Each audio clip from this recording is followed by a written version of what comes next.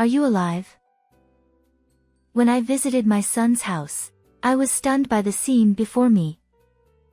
I exclaimed as I stood in my son's house, confronted by a shocking scene. There, in the living room, was my missing 5-year-old grandchild, chained and emaciated. Empty bread bags and discarded plastic bottles littered the room. In my haste, I rushed to give him water, but he urgently protested, "Give it to my sister first." "Your sister?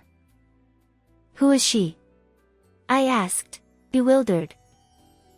Then, from a corner of the room, I heard the feeble cries of an infant. The shocking truth soon became clear. I resolved to thoroughly punish the person responsible for putting my grandchild through such an ordeal.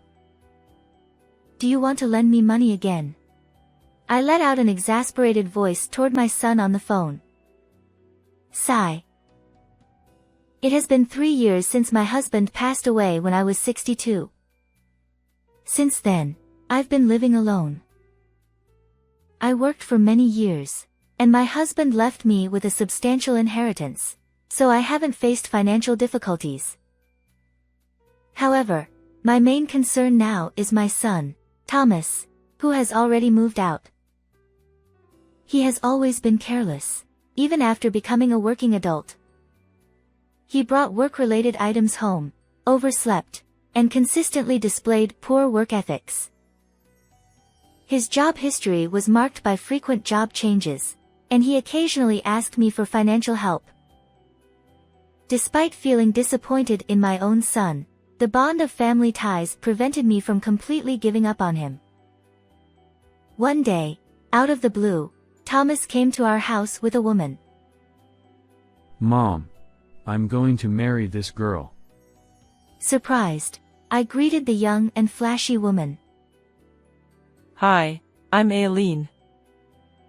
I replied, "Nice to meet you, Aileen. But getting married so suddenly, I'm surprised." Thomas chuckled while chewing gum. "Well, what can you do when you get pregnant?" Then she lightly touched her belly and said, "I'm 4 months pregnant." I was surprised but managed to say, "Congratulations," as I saw my son and his wife off. Although the order is different, pregnancy is a happy thing. I'm going to have a grandchild. But I wonder if those two can raise a child properly. I had mixed feelings. After some time, I visited Thomas and his family at their home, and I was taken aback. The interior looked as if a burglar had ransacked the place. Empty convenience store meal containers and cup noodle cups were strewn everywhere. I couldn't help but exclaim, "What on earth is this mess?" "And Aileen, are you eating properly? It's not just your body now. I bought some vegetables. Shall we cook together?" In response, my daughter-in-law, who had a slightly larger belly, twisted her face. She retorted, "Ugh. Cooking is such a hassle." As I began to say, "But you need proper nutrition," Thomas interjected sharply. "An annoying mother-in-law who nags all the time won't be liked, you know. Stop picking on my wife." "I have no intention of doing that." Aileen pushed the vegetables I'd brought toward me. She added, "I really don't need this kind of thing. And please refrain from unnecessary comments. You're seriously annoying." With their fierce reproach, I had no choice but to leave quietly that day. Eventually, she gave birth, and the two of them came to show me the baby. As I looked at my grandchild wrapped in a swaddle, my face softened. How adorable. "It's a boy, right? What's his name?" I asked. "His name is Harry. But, Mom, you have something to give us, don't you?" "Oh, yes, that's right. It's a small gift for the birth." I handed over an envelope. Aileen swiftly snatched it and checked the contents. Tom, there's $1,300 in here. She exclaimed. My son grinned. Awesome. Maybe I'll go out and treat myself. I tried to tell my son and daughter-in-law to use the money for the baby, but it seemed they weren't really listening.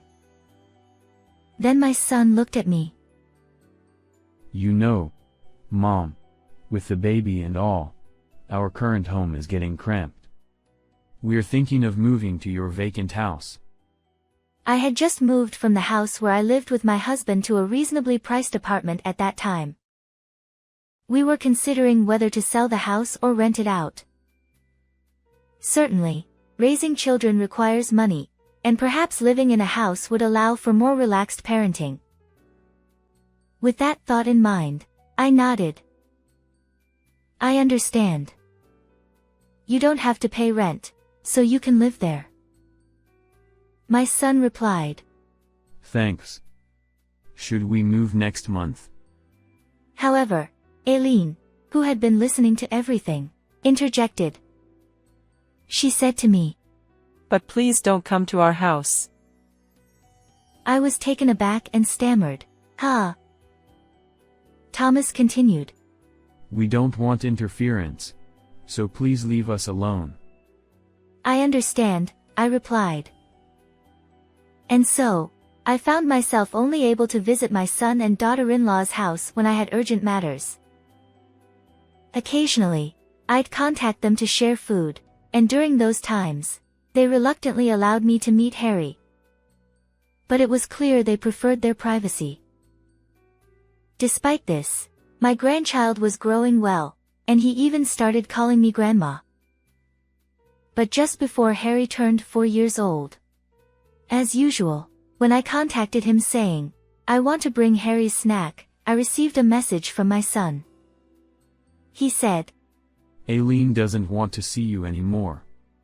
Stop doing this and don't come to our house. We've changed the locks, so you can't get in. I was surprised by his one-sided statement and felt angry, but perhaps I unintentionally offended Aileen without realizing it. So, I decided to observe the situation for a while. However, in the process, I missed the timing to visit my son's house, and I gradually stopped going altogether. Occasionally, when I contacted Thomas for some reason, I received reluctant and brief responses. Harry is already 5 years old, isn't he? I hope he's doing well. Despite my worries, I continued living my solitary life. Then, one day, an unfamiliar number called me. When I answered, the person on the other end said, I'd like to request repayment of your son's debt. Upon further conversation, it became apparent that my son had unilaterally made me a co-guarantor. While I'd been asked for financial help before, I never expected something like this. I immediately tried to contact Thomas, but there was no response.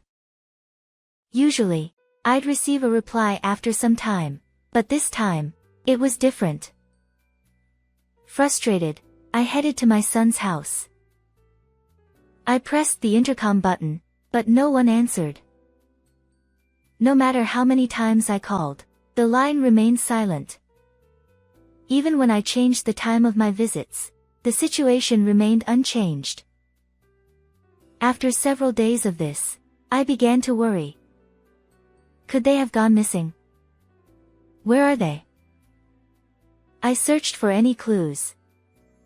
When I went to Thomas's workplace, they told me he had quit. The neighbors were equally clueless about their whereabouts. A whole week had passed since my initial visit. Considering reporting to the police, I decided to give their house one more try before taking that step. I pressed the intercom, but still received no response. The front door remained locked, preventing me from turning it. With a sigh, I was about to leave when suddenly, from inside the house, I heard a faint thud, as if something had shifted. I called out desperately, "Is anyone inside? Show your face, please." But there was no response. However, the sound from inside intrigued me, and I pondered how I could somehow get into the house. That's when I noticed something I hadn't seen during my previous visit. The lock on the garden side casement window was open. With trepidation, I entered and was met with a scene that made me scream in horror. In that situation, 5-year-old grandson Harry was crouched and chained. "Are you alive?" I exclaimed, rushing to his side. The room reeked of decay, and around Harry lay empty bread bags and scattered plastic bottles. He whispered, "Grandma? Did you come to rescue me?" "What on earth is happening here? And first, let's get you some water." I hurriedly fetched water, attempting to pass it to Harry, still bound by the chain. But then he cried out, "Give it to my sister first." "Your sister? Who's your sister?" In the next moment, I heard a feeble cry from the corner of the room, and as I turned my gaze in that direction, I accidentally dropped the cup I was holding. To my astonishment, there lay an about 3-month-old baby. The shock of discovering this infant's existence overwhelmed me more than the distressing sight of my grandson, Harry. Both Harry and the baby appeared weakened. Desperate to help, I unfastened Harry's chain, placed him and the baby in the car, and rushed to the hospital. The examination results indicate that both individuals are suffering from malnutrition. When the doctor asked, "May I inquire about the circumstances?" I was unable to respond because I hadn't been involved with my son and daughter-in-law for some time. Harry and the baby are scheduled to be hospitalized for a few days, and subsequently, the police arrived after receiving a report from the hospital. When questioned by the police, I honestly conveyed that my son and daughter-in-law were missing. Harry, who was receiving intravenous fluids, was also asked various questions, but he appeared too frightened to say anything. After the police left, I approached my visibly calmer grandchild and asked, "Where are Mom and Dad?" "They said they were going abroad. They packed their big bags and left." "What?" Harry began to speak in fragments about the situation. "Mimi, my granddaughter, was born about 4 months ago. Harry was taught how to prepare milk and change diapers, and he took care of her. Then, an unsettling revelation followed. Harry was told, 'We'll keep you tethered to the care of your sister, so you won't escape,' before leaving on a trip. Even if the doorbell rings, I was told not to answer." As I stood there, frozen and covering my mouth, my grandchild burst into tears. Mimi had learned to roll over, and during one of Harry's naps, she managed to venture out of his reach. My trembling grandchild confessed, "I didn't know what to do, and I was so scared." I held him tightly as tears streamed down his face. Once I confirmed that Harry was asleep, I returned to the house where my son's family lived, intending to retrieve their belongings. At that moment, I still harbored a desire to believe in Thomas and his wife. Did they really go abroad, leaving the children behind? It couldn't be true. Surely, Harry had misunderstood something. As I packed the grandchildren's change of clothes into a bag and prepared to leave, my eyes were drawn to a travel brochure placed on the table. The cover bore the words, "Elegant 2-week overseas cruise," and, trembling, I picked it up. From within its pages slipped a single sheet of paper, meticulously detailing the travel plans for just the two of us. The "Congratulations on surviving childbirth trip." Incredibly, there were words saying, "The funding source borrowed money with an old hag as a co-guarantor." The moment I realized they had gone on a trip, I was furious. To subject my grandchildren to such hardship and casually go on a vacation. It's inhuman. Whether it's my son or not, I will never forgive them. And so, I resolved to punish them thoroughly. Examined their travel plans. It became clear that their return was scheduled for 3 days later. Without hesitation, I left home and took care of something. 3 days later, as I observed from the shadows near their house, Thomas and Aileen returned, looking jubilant as they pulled large suitcases.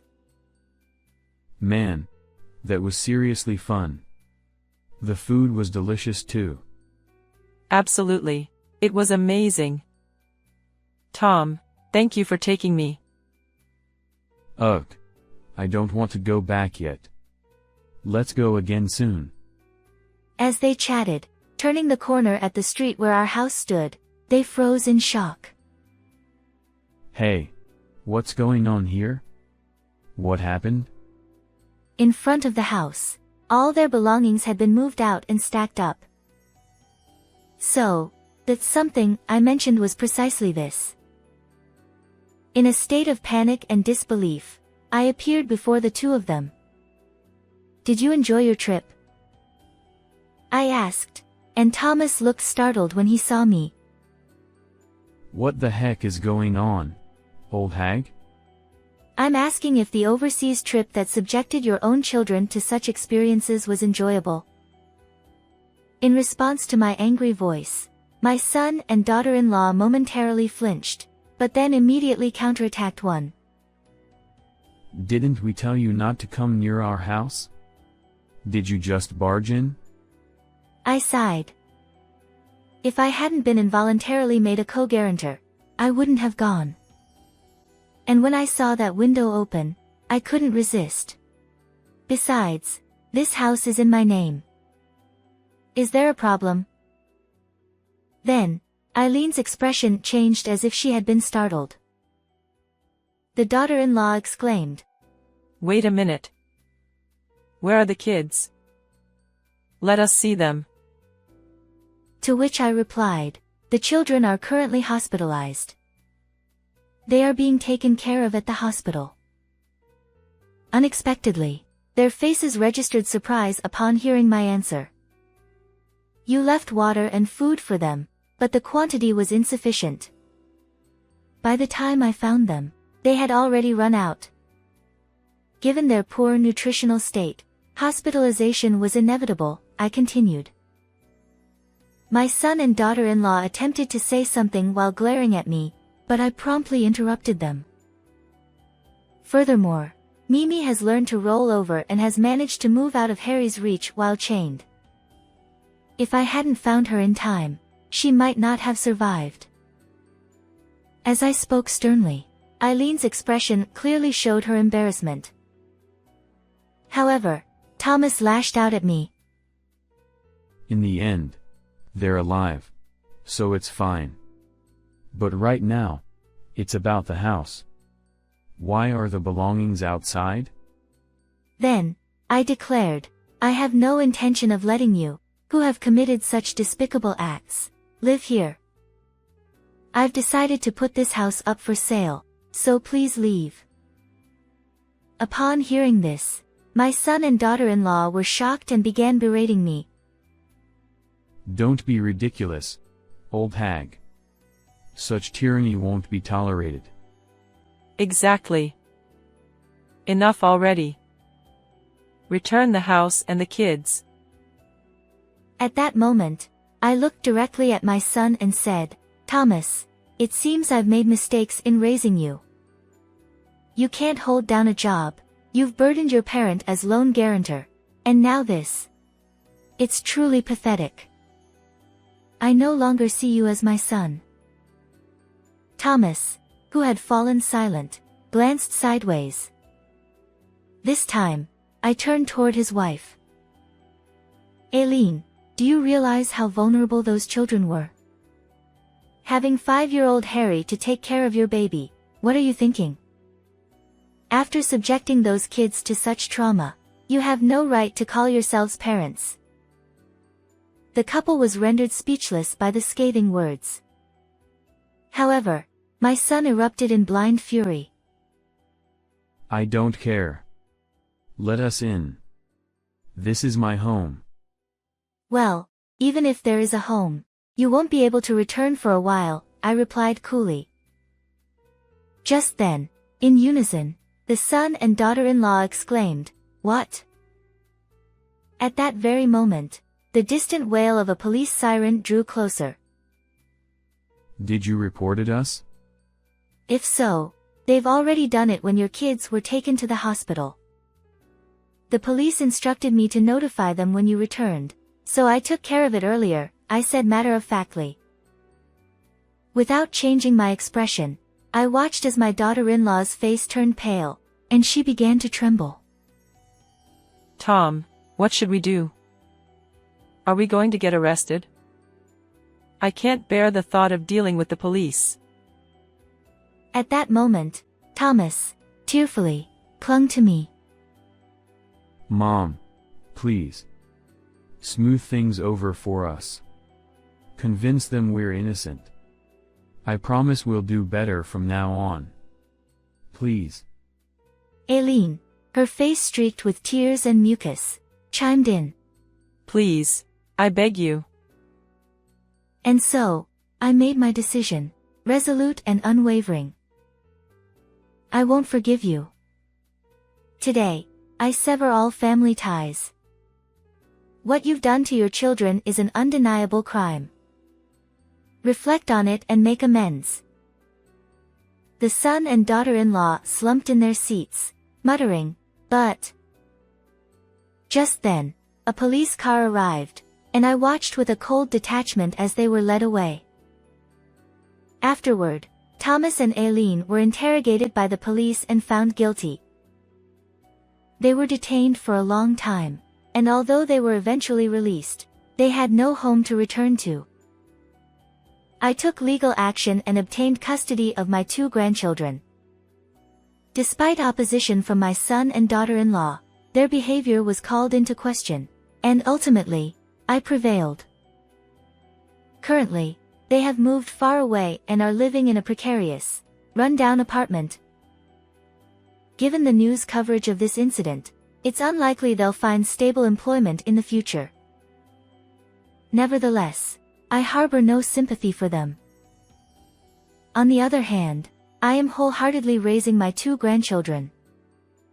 Harry helps with household chores, and Mimi has started talking and is in her adorable phase. It's a busy life, but thanks to my grandchildren, every day feels fulfilling. I'll continue to take care of my health and do my best for these precious grandchildren. How did you find this story? If you enjoyed it, consider subscribing to our channel. Until next time in our next video.